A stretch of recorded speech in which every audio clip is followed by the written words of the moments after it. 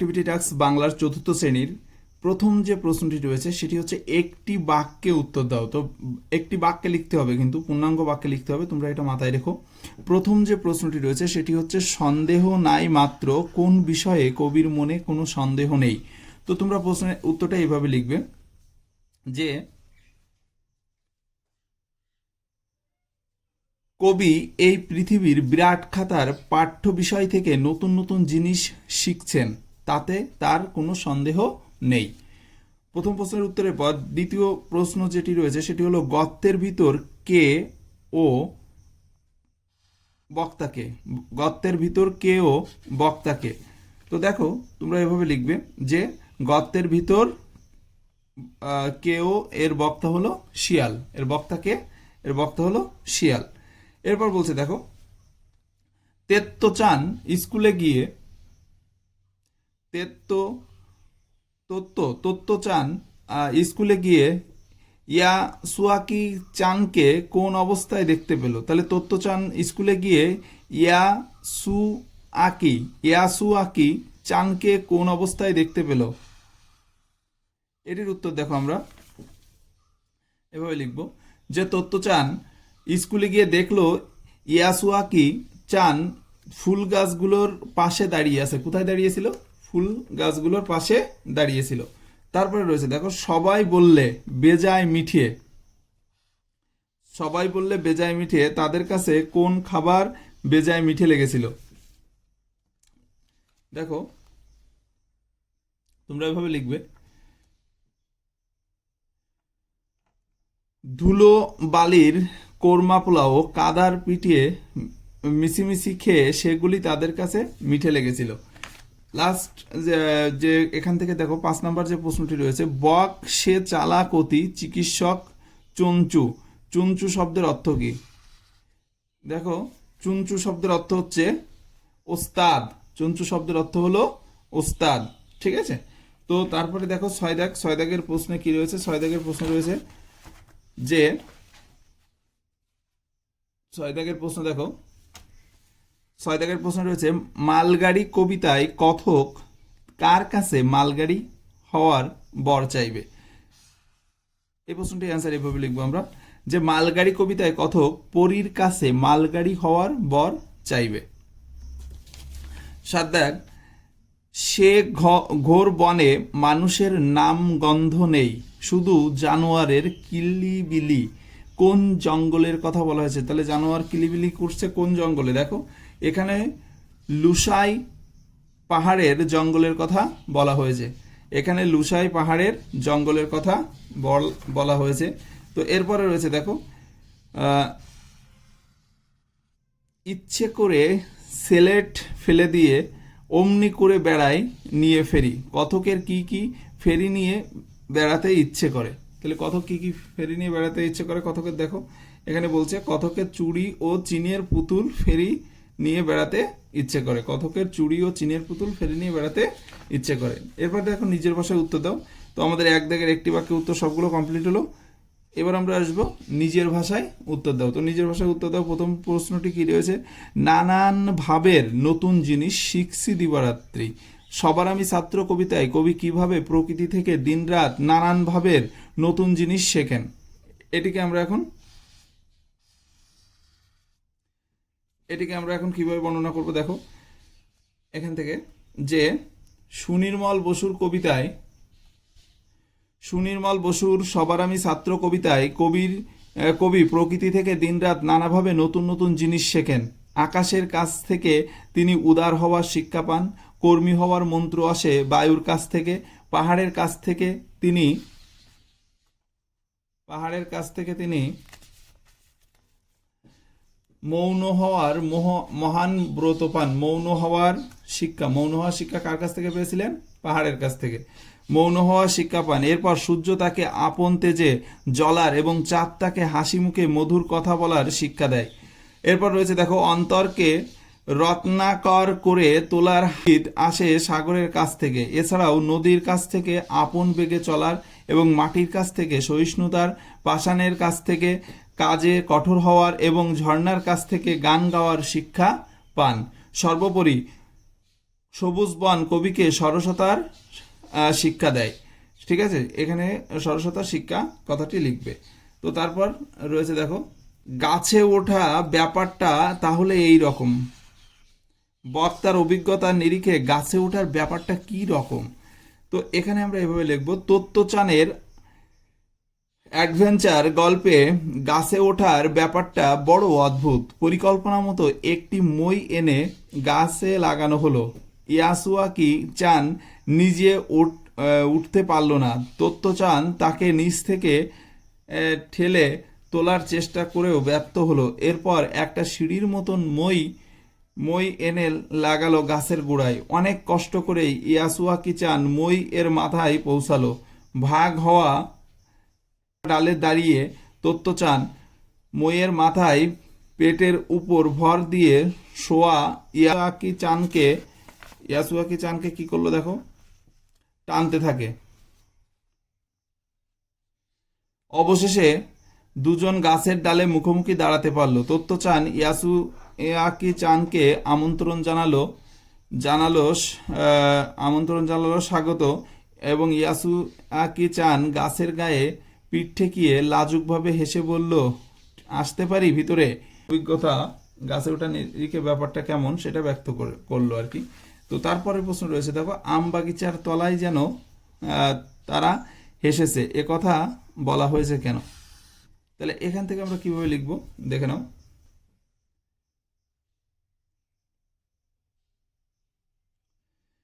গোলাম মোস্তফার লেখা বনভোজন কবিতায় এই ঘটনাটি উল্লেখ আছে। নরু, পুষি এবং আয়শা, শফি সবাই আম বাগিচার তলায় এসে শখের রান্না করছিল। সেই জন্যই ওই ছোট ছোট ছেলে মেয়েদের উদ্দেশ্যে কথা বলা হয়েছে। তো তারপরে দেখো 2.4 কি রয়েছে। 2.4 দেখো, 2.4 যে প্রশ্নটি রয়েছে সেটি হলো, টিকা লেখো পট গুলটিস। তো পট গুলটিস কিভাবে লিখবো আমরা, যে লেখিকা পুণ্যলতা চক্রবর্তী ছোটবেলায় তার পিস্তুত ও খুড়তুতো জ্যাঠাতো ভাই বোনদের সাথে ছাদের এক পাশে জমা করে রাখা গঙ্গা মাটি দিয়ে সে গোলাগুলি তৈরি করতেন, এবং যুদ্ধ খেলার জন্য কাদার তৈরি এই বস্তুগুলিকে তারা কি বলতো, পট গুলটিস, হ্যাঁ বলা হতো, বা তাদেরকে পট গুলটিস বলতো। তো এরপর রয়েছে দেখো রাগ বানানো। রাগ বানানোটা কিভাবে লিখবে, 2 নাম্বার যে তোমাদের টিকা রয়েছে রাগ বানানো। তো রাগ বানানো প্রথমে বলছে দেখো, লেখিকা পুণ্যলতা চক্রবর্তী ছোটবেলার এক মজার খেলা হলো রাগ বানানো। অপছন্দের লোকটি সম্বন্ধে অদ্ভুত গল্প বানিয়ে তাকে নকল করা হতো, সেই সঙ্গে লোকটির বোকামির ঘটনা কল্পনা করে মজাও করা হতো। এরপর রয়েছে দেখো কবিতায়, পরের যে টিকাটা চেয়েছে সেই টিকাটি কি, তাহলে রাগ বানানোর পরে কবিতায় গল্প বলা। তো কবিতায় গল্প বলায় বলছে দেখো, লেখিকা পুণ্যলতা চক্রবর্তীর ছোটবেলার এক মজার খেলা হলো কবিতায় গল্প বলা। একটা একটা জানা গল্প নিয়ে একজন করে একটি লাইন বানিয়ে বলতো। এইভাবে ওই গল্পটি শেষ করা হতো, এবং একটি গল্প কিসে পরিণত হতো, কবিতায় মতো করেই আর কি গল্পটাকে বলা হতো এবং কবিতায় পরিণত হতো। তো যাই হোক, তারপরে রয়েছে দেখো, মালগাড়ি কবিতায় কথকের মালগাড়ি হতে চাওয়ার 3টি কারণ নির্দেশ করো। কথক কেন মালগাড়ি হতে চেয়েছিল তার 3টি কারণ। সঠিক সময়ে গন্তব্যে পৌঁছা রয়েছে দেখো, মালগাড়ির যাত্রী নামানো বা তোলার কোনো রকম ব্যবস্থা নেই, আর মালগাড়ি তার নিজের ইচ্ছা মতো চলে। এই সব কারণেই কিন্তু কথক কি হতে চেয়েছিল, কথক কিন্তু মালগাড়ি হতে চেয়েছিল। তো তারপর রয়েছে দেখো,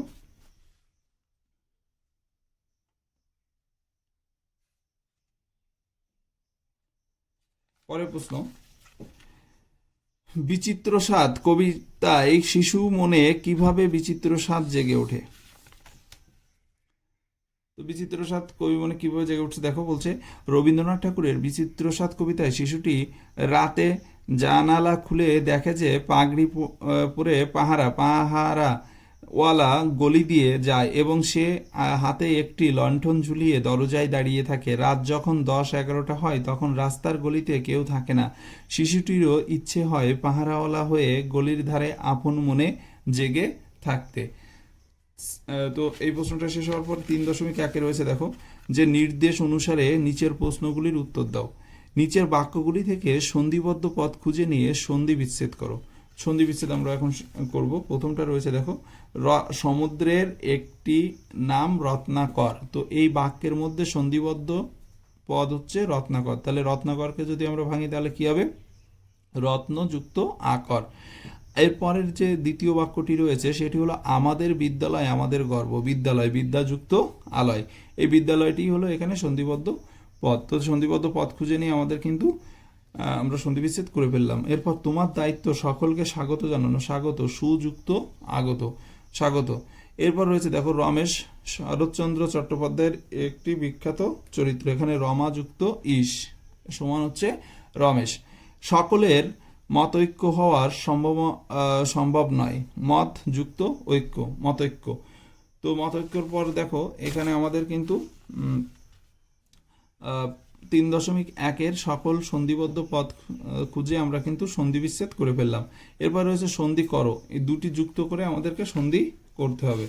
তাহলে দেখো আমরা সন্ধিটা করে ফেলি। প্রথমে রয়েছে দেখো সুধিযুক্ত ইন্দ্র। তো সুধিযুক্ত ইন্দ্র কি হবে বলো? সুধিযুক্ত ইন্দ্র হবে সুধীন্দ্র। সুধি এখানে এভাবে লিখবে সুধীন্দ্র। ওকে, তারপর কি রয়েছে দামযুক্ত উদর। দামোদর, দামোদর। তারপর এটা কি রয়েছে দেখো পুণ্যযুক্ত ইন্দু। পুণ্যযুক্ত ইন্দু। পূর্ণেন্দু। পূর্ণেন্দু পয় দীর্ঘ মূর্ধন্যয় রে পেকার নয় দয় রস্য। পূর্ণেন্দু। দিবসযুক্ত অন্ত। দিবসান্ত। দয়রস্যি ব সয়াকার নয় তো দিবসান্ত। এরপর কি রয়েছে দেখো বন বযুক্ত ঔষধি। বন ঔষধি। বন বনয় বন স দয়রস্যি বনৌষধি। তো এরপর রয়েছে দেখো স্বরধ্বনি। টিকা লেখো স্বরধ্বনি আর ব্যঞ্জনধ্বনি। তো স্বরধ্বনি আর ব্যঞ্জনধ্বনি কাকে বলে সেটা আমরা জানবো এখন। যে স্বরধ্বনি হচ্ছে যে ধ্বনি উচ্চারণের সময় শ্বাসবায়ু বাকযন্ত্রের কোথাও বাধা পায় না। ভালো করে বোঝো, স্বরধ্বনি উচ্চারণের সময় কি হবে? যে স্বরধ্বনি উচ্চারণের সময় শ্বাসবায়ু বাকযন্ত্রের কোথাও বাধা পায় না এবং অন্য ধ্বনির সাহায্য ছাড়াই উচ্চারিত হয়। অন্য ধ্বনির সাহায্য ছাড়াই উচ্চারিত হয়। এক হচ্ছে বাকযন্ত্রের কোথাও বাধা পাবে না।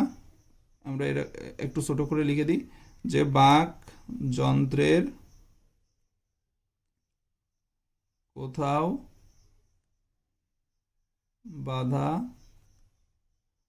পায় না আর অন্য ধ্বনির সাহায্য ছাড়াই উচ্চারিত হতে পারে। অন্য উচ্চারিত হতে অন্য ধ্বনির সাহায্য লাগে না। ঠিক আছে, অন্য ধ্বনির সাহায্য ছাড়াই কি হতে পারে? উচ্চারিত হতে পারে। উচ্চারিত হতে পারে তাকে আমরা কি বলবো? স্বরধ্বনি বলবো।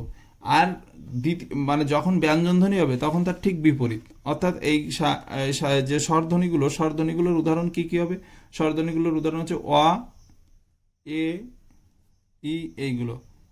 অ, এগুলো কিন্তু সব স্বরধ্বনির উদাহরণ। বুঝতে পেরেছো? তো এরপর রয়েছে দেখো ব্যঞ্জনধ্বনি। ব্যঞ্জনধ্বনি কাকে বলে? ব্যঞ্জনধ্বনি হচ্ছে যে ধ্বনি উচ্চারণের সময় শ্বাসবায়ু বাকযন্ত্রের কোথাও না কোথাও বাধা পায়। এটা বাধা পায় না, এটা বাধা পায় এবং অন্য ধ্বনির সাহায্য নিয়েই উচ্চারিত হতে হয়। যেমন আমরা যখন ক বলি, উদাহরণ বললে বুঝতে পারবে, ক ক কিন্তু সাহায্য নিয়েই উচ্চারিত হচ্ছে। তাহলে এখানে স্বরধ্বনির সাহায্য ছাড়া কিন্তু ব্যঞ্জনধ্বনি উচ্চারিত হতে পারছে না। ব, চ, এগুলো সব উদাহরণ। তাহলে এখানে লিখবে যে যে ধ্বনি উচ্চারণের সময় শ্বাসবায়ু বাকযন্ত্রের কোথাও না কোথাও বাধা পায়। শ্বাসবায়ু কথাটা মাথায় রাখবে। শ্বাসবায়ু বাকযন্ত্রের কোথাও না কোথাও বাধা পায়। হ্যাঁ, এখানেও শ্বাসবায়ু কথাটা লিখে রাখো, তাহলে বুঝতে সুবিধা হবে।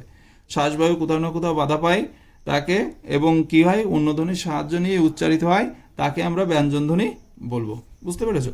তো এরপরে রয়েছে দেখো গণিত। তো গণিতে আমরা চলে আসি। বলছে 4 অঙ্কের সংখ্যাটি হলো, 4 অঙ্কের সংখ্যা, 4 অঙ্ক আমরা একক, দশক, শতক, সহস্র বা হাজার পড়েছি।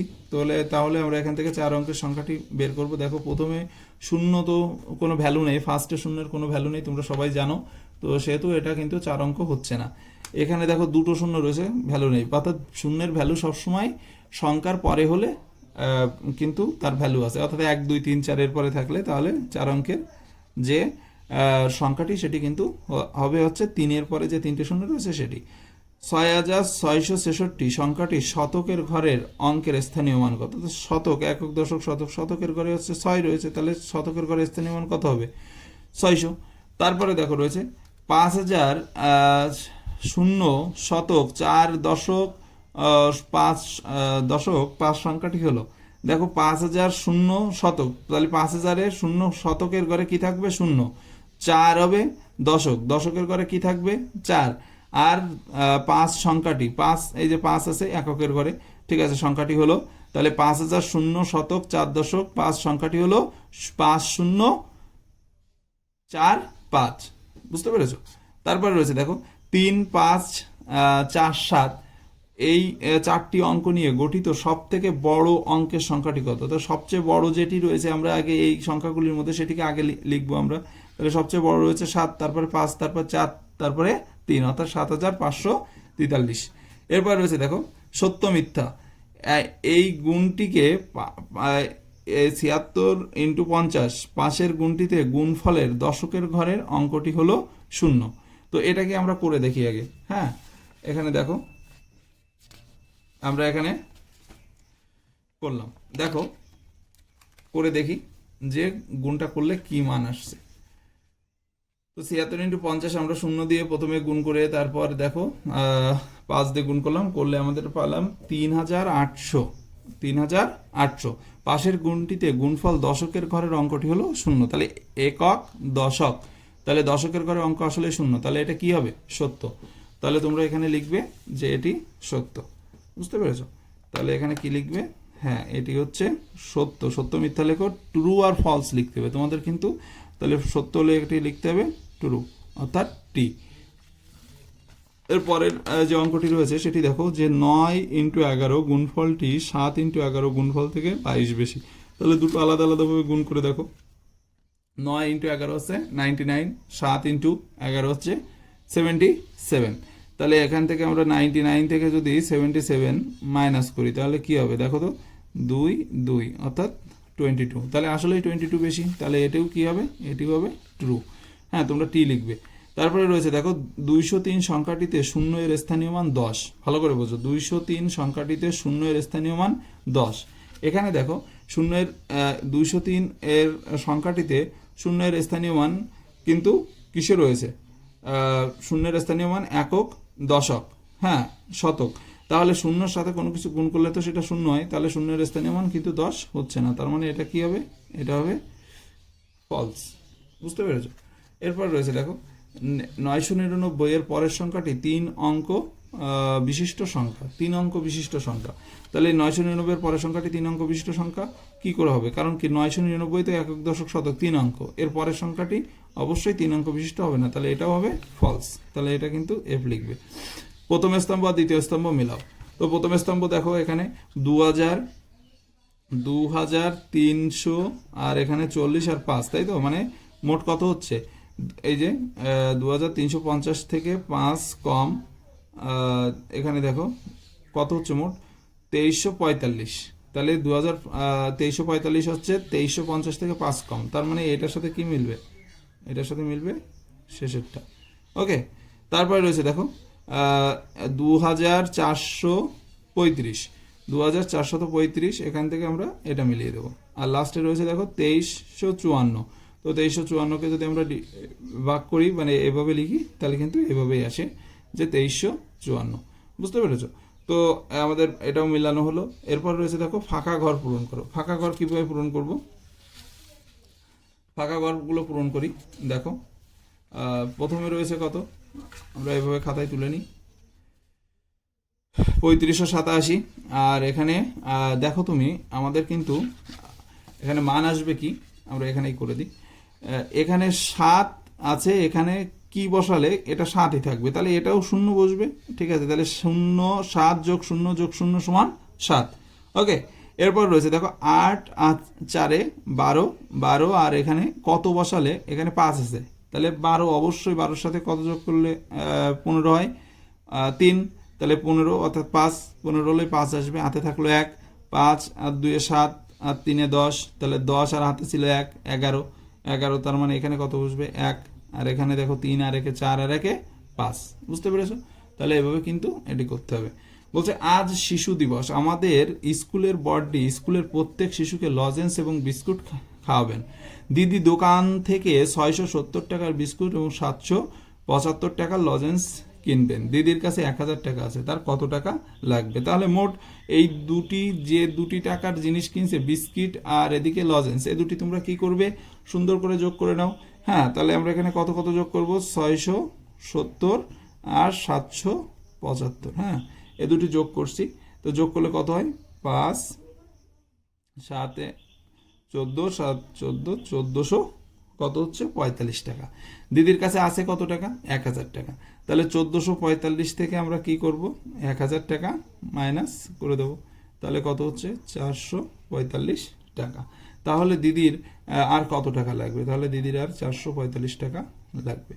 বুঝতে পেরেছো? তো এর মাধ্যমে অঙ্কের মডেল অ্যাক্টিভিটি টাস্ক কমপ্লিট হলো। হ্যাঁ, অঙ্কের মডেল অ্যাক্টিভিটি টাস্কের পরে আসছে ইংরেজি, চতুর্থ শ্রেণীর যে ইংরেজি মডেল অ্যাক্টিভিটি টাস্ক সেটা একটু দেখে নাও। তো প্রথমে রয়েছে I have a huge body. হ্যাঁ, I have a trunk, my cry is called trumpet. আমি কে, আমি কে, তাহলে হু আই অ্যাম, আমি কে বলো তো? এটি তোমরা সবাই জানো। ঠিক আছে, সবচেয়ে বড় প্রাণী জগতের মধ্যে, ঠিক আছে, সেটি হলো হাতি। তাহলে কি হবে, এলিফ্যান্ট, ELEPHANT। ওকে, এটি হবে elephant. I can fly, I hood, I come out in night. ঠিক আছে, তাহলে রাত্রেবেলায় আমি বের হই। ঠিক আছে, তাহলে আমি কে, আউল, তাই তো? আউল মানে কি, পেঁচা। হ্যাঁ, owl. I eat grasses, bleat and I give milk. তো এটা আমরা সবাই জানি, এটা হচ্ছে শিপও হতে পারে, গোটও হতে পারে। তাহলে আমরা এখানে লিখলাম শিপ অবলিক চিহ্ন দিয়ে গোট, GOAT। ওকে, শিপ আর গোট। হ্যাঁ, এরপর রয়েছে make sentences with the following words. Make sentences with the following words. প্রথমে রয়েছে হ্যাপিনেস। হ্যাপিনেসটা কি হবে দেখো, এটা দিয়ে আমাদের একটা সেন্টেন্স তৈরি করতে হবে। তাহলে হ্যাপিনেস দিয়ে আমরা লিখি man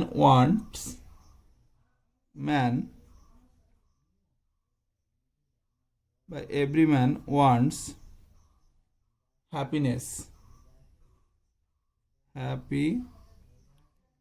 happiness in life, okay. এরপর রয়েছে দেখো ক্লিন। তাহলে we should clean our nails, এটা আমরা লিখতে পারি যে we should clean our nails, we should clean our nails regularly বা ডেইলি। হ্যাঁ, we should clean our nails daily.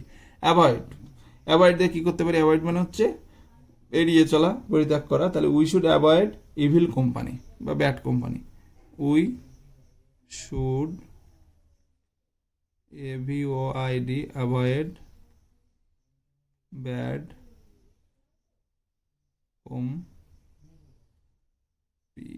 PANY, we should avoid bad company. Okay, তারপর রয়েছে দেখো অ্যাক্টিভিটি 3। অ্যাক্টিভিটি 3-তে কী রয়েছে, অ্যাক্টিভিটি 3-তে রয়েছে যে কমন জেন্ডার কোনগুলি আর নিউট্রাল জেন্ডার কোনগুলি সেগুলি খুঁজে বের করতে হবে। হ্যাঁ, তো এখানে কি কি রয়েছে দেখো, প্রথমটা রয়েছে কমন জেন্ডার। কি কি আছে কমন জেন্ডার, মানে যেটা সাধারণত ছেলে মেয়ে উভয় ক্ষেত্রে সম্ভব। অর্থাৎ দেখো এখানে প্লেয়ার যে কেউ হতে পারে, তো প্লেয়ারটা প্রথমে লিখবো আমরা কমন জেন্ডার, তারপরে লিখবো পুলিশ, POLIC। ওকে, আর নিউট্রাল জেন্ডার কোনগুলো রয়েছে দেখো, বোতল, BOTTLE, বোতল। আর তারপরে কি আছে, ব্রিক, BRICK, ব্রিক। আর এখান থেকে আর কি রয়েছে, মাড, MUD, মাড। এগুলি কিন্তু সব নিউটার জেন্ডার। তো এর মাধ্যমে ইংলিশ অ্যাক্টিভিটি টাস্ক কমপ্লিট হলো। হ্যাঁ, এখানে এরপর রয়েছে দেখো শরীর স্বাস্থ্যের ব্যাপারে। শরীর স্বাস্থ্যের মধ্যে প্রথমটা রয়েছে দেখো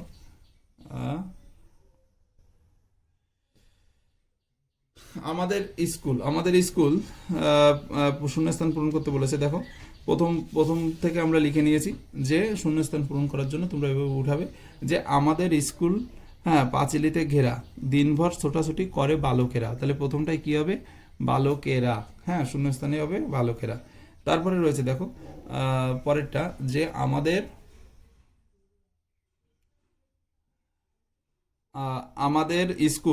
স্কুল ছেলেদের মেয়েদের আছে বাথরুম, স্কুলে পড়া হয় নেই চোখে ঘুম, হ্যাঁ, স্কুল পরিসরে আছে নলকূপ, স্কুলেই শুরু হয় সকলেই চুপ। তাহলে সকলেই কি হবে? চুপ হবে। তো তারপরে দেখো তারপরটা কি রয়েছে?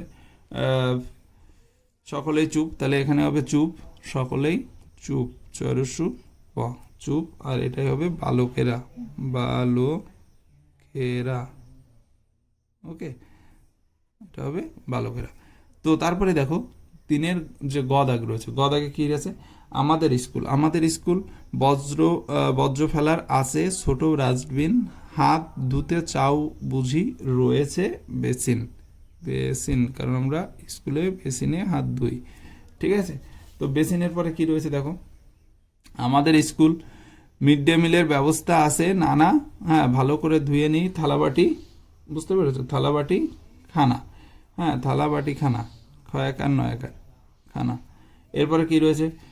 চোখের রোগ প্রতিরোধে বলি যে বারবার জল দিয়ে রোজ করতে হবে চোখ পরিষ্কার, রাতে পড়ার সময় আলো থাকবে, দেখো এখানে পিছন থেকে, পিছন পরশি সন, সামনের থেকে আলো কিন্তু রাখা যাবে না, আলো থাকবে পিছন থেকে। হ্যাঁ, তারপর কি রয়েছে? দাঁতের রোগ, সকালে ঘুম থেকে উঠে শোয়ার আগে কি করা উচিত আমাদের? রাতে প্রতিদিনই মাজন বা পেস্ট দিয়ে ঘষবো দাঁতে। ত্বকের রোগ প্রতিরোধের জন্য কি রয়েছে দেখো প্রথমে রয়েছে উষ্ণ জলে নিয়মিত করতে হবে স্নান। উষ্ণ জলে প্রতিদিন কিন্তু নিয়মিত উষ্ণ জলে স্নান করতে হবে। এরপরে রয়েছে দেখো শিক্ষার্থীদের বলতে পারি অপুষ্টি আর নয়, অপুষ্টিটা হলো পরে নানা রোগ হয়, বড় হয়ে উঠতে পুষ্টিরই প্রয়োজন হয়, দেহের সঠিক বৃদ্ধি, এটা হবে সঠিক বৃদ্ধিতেই দমন। তো তারপর এটা রয়েছে দেখো মেধাধিক্য নিয়ে। ঠিক আছে, যে অতি পুষ্টি খাবার খেয়ে মেধাধিক্য হয়, অতিরিক্ত চর্বি জমে তা নিশ্চয়, উচ্চ প্রোটিনযুক্ত খাবার মেদ বৃদ্ধি করে, বংশগত কারণেও তো রয়েছে। ঠিক আছে, তারপরে তো একার র, তারপরে এরপর রয়েছে দেখো একখানা গাছ তার ফল ফুল, ভোরবেলা পাখিদের বসে স্কুল, একখানা গাছ তার পাতারা বানায় রোজ গাছের আহার। কানের রোগ প্রতিরোধে বলছে কানে ময়লা জমতে পারে, কানে অধিক পরিমাণে শ্রবণ শক্তি কমতে পারে, ব্যথাও হয়, জল ঢুকতে পারে কিংবা পুঁজ জমতে পারে, কানের পর্দা শুধু বাড়ে। এখানে ব্যথাও হয় কোথায় দেখো পুঁজ যেখানে জমছে, তাহলে পুঁজ জমছে কানে, তাহলে ব্যথা হয় কানে। প্রাথমিক চিকিৎসা, সাময়িক এই নিরাময় শুশ্রূষা তাই চাই, প্রাথমিক এই চিকিৎসা জুড়ি যে। আর দেখো এখানে আর এর পরে কি হবে? আর নাই। ওকে, তো এর মাধ্যমে কিন্তু আমাদের এই শারীরিক শিক্ষার প্রথম পার্টটা হলো। এবার দ্বিতীয় পার্টে দেখো বহুর মধ্যে সঠিক উত্তরটি খুঁজে বার করে টিক চিহ্ন দাও। চোখের রোগ প্রতিরোধে কি করতে হবে? চোখের রোগ প্রতিরোধ করতে হলে তোমাকে কিন্তু ঘি, দুধ, মাছ, মাংস, ডিম, শাকসবজি, হ্যাঁ, এগুলি খেতে হবে। তো এটা এদিক। তারপর এটা কি আছে? মানুষের ত্বক সূর্যালোক থেকে কোন ভিটামিন সংগ্রহ করে? ভিটামিন ডি সংগ্রহ করে। এরপর রয়েছে দেখো অন্ধত্ব প্রতিরোধে কি খাওয়া উচিত? অন্ধত্ব প্রতিরোধে সবসময় কি খেতে হয়? ঠিক আছে, অন্ধত্ব প্রতিরোধের জন্য দেখো এখানে দুধ, মাছ, মাংস, ঠিক আছে, নোটে শাক। তো এখানে আমরা কিন্তু অন্ধত্ব প্রতিরোধের জন্য আমাদের কি খাওয়া উচিত? ভিটামিন এ, লাল শাক, হ্যাঁ, এগুলো প্রায় সবকটি আমাদের অন্ধত্ব প্রতিরোধের জন্য খেতে হয়। এরপর রয়েছে বিভিন্ন চোখের বিভিন্ন রোগগুলি। কি কি রয়েছে চোখের রোগ? চোখের রোগ রয়েছে আঞ্জনি, চক্ষুদাহ, প্রদাহ, ছানি আর রাতকানা। দাঁতের বিভিন্ন রোগগুলো এই যে নিঃশ্বাসের দুর্গন্ধ, পায়োরিয়া আর দন্তক্ষয়। দাঁতে কখন মাজবে এবং পরিষ্কার করবে? সকালে ঘুম থেকে উঠে আর রাতে শোয়ার আগে। প্রতিদিন মাজন দিয়ে অবশ্যই মুখ ধুতে হবে এবং খাওয়ার পরে জল দিয়ে ভালো করে মুখ ধুতে হবে। বুঝতে পেরেছো? এরপর রয়েছে দেখো পরের যেটি, অসুখ বড় বিশ্রী ভাই, অসুখ বড় বিশ্রী ভাই, অসুখকে এড়াতে হয়। এরপর রয়েছে শিশুদের কোন সময় সাবধানে থাকতে হয়? বিশেষ করে ঋতু বদলের সময়। হ্যাঁ, ওয়েদার চেঞ্জের সময় কিন্তু শিশুদের সাবধানে থাকতে হয়। ঔষধ কার পরামর্শে খেতে হয়? ডাক্তারের পরামর্শে। হ্যাঁ, তারপরে রয়েছে দেখো ঘুমানোর সময় অবশ্যই কি করতে হবে? মশারি টাঙিয়ে ঘুমাতে হবে। কি কৃত্রিম রং দেওয়া খাবার খেলে কি হয়? কৃত্রিম রং দেওয়া খাবার খেলে রোগ হয়। হ্যাঁ, এবং হাসি কাশির সময় কি করতে হবে? হাসি কাশির সময় রুমাল দিয়ে মুখটা ঢেকে হাসি কাশি দিতে হবে। রুমাল দিয়ে মুখ ঢেকে দিতে হবে। বুঝতে পেরেছো? তো এই ছিল তোমাদের চতুর্থ শ্রেণীর নিউ মডেল অ্যাক্টিভিটি টাস্কের সমস্ত প্রশ্নের সুন্দর, সাবলীল এবং প্রাঞ্জল উত্তর। ভিডিওটি ভালো লাগলে বন্ধুদের সাথে শেয়ার করো এবং তোমরা আমাদের চ্যানেলটিকে সাবস্ক্রাইব করে রাখো, যাতে পরবর্তী সমস্ত ধরনের নতুন নতুন যে নোটিফিকেশান সেগুলো তোমাদের কাছে পৌঁছায় এবং তোমরা সমস্ত প্রশ্নের সঠিক, সহজ এবং সমাধানমূলক উত্তর পেয়ে যাও। সবাই ভালো থাকো, সুন্দর থাকো, সুস্থ থাকো। স্বরাজ এক্সিলেন্স একাডেমির পক্ষ থেকে সবাইকে অনেক অনেক প্রীতি, শুভেচ্ছা ও অভিনন্দন। Bye bye.